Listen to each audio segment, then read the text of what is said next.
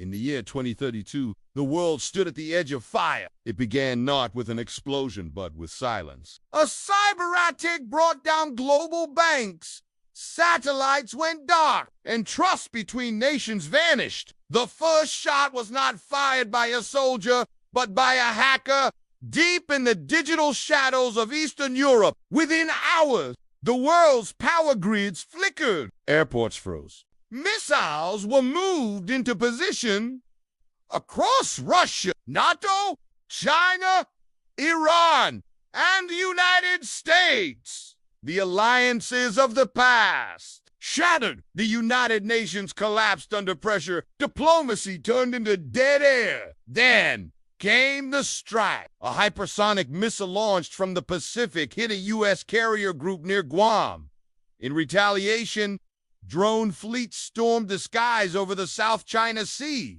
And within 72 hours, 17 cities across 3 continents were in flames. This was the beginning. Europe became a fortress. The skies over Poland turned red with anti-air fire. Germany, caught between chaos and command, rearmed itself. Middle Eastern oil fields were turned into battlegrounds. Israel and Iran exchanged long-range missile fire. Millions fled. No borders remained. Only ruin. In Asia, China launched Operation Red Veil, an AI-controlled campaign across Taiwan and the Pacific Islands. Autonomous tanks rolled across coasts, and robotic dog units patrolled abandoned towns.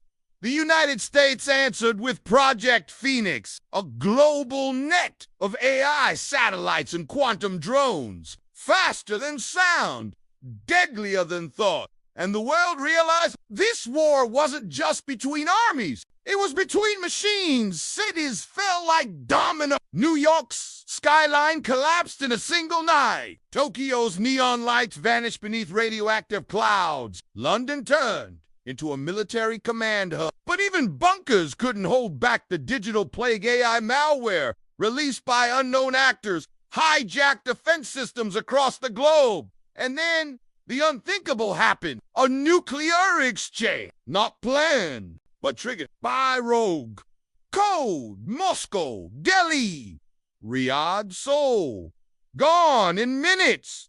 Billions watched from shelters, but no one knew who struck first, or if it even mattered anymore. The war changed everything. Oceans turned black with oil and ash. The skies were filled with swarms of surveillance drones. And AI warlords began to rise. Not elected, not born, but built from algorithms fed on fear. Human governments lost control. Currency collapsed. Farms dried. And cities turned into glowing graveyards. A single truth echoed through the static. The war had no winner. But in the silence that followed, there was still hope. Survivors gathered in scattered pockets, in caves, forests, underground, data vaults, trying to rebuild what was lost. Not just technology, but trust. The Third World War was a war of the future. But its greatest lesson was ancient. Humanity's enemy is not the machine. It is the hate we feed it. World War III may be fought with AI, but World War IV will be fought with sticks and stones, inspired by Einstein.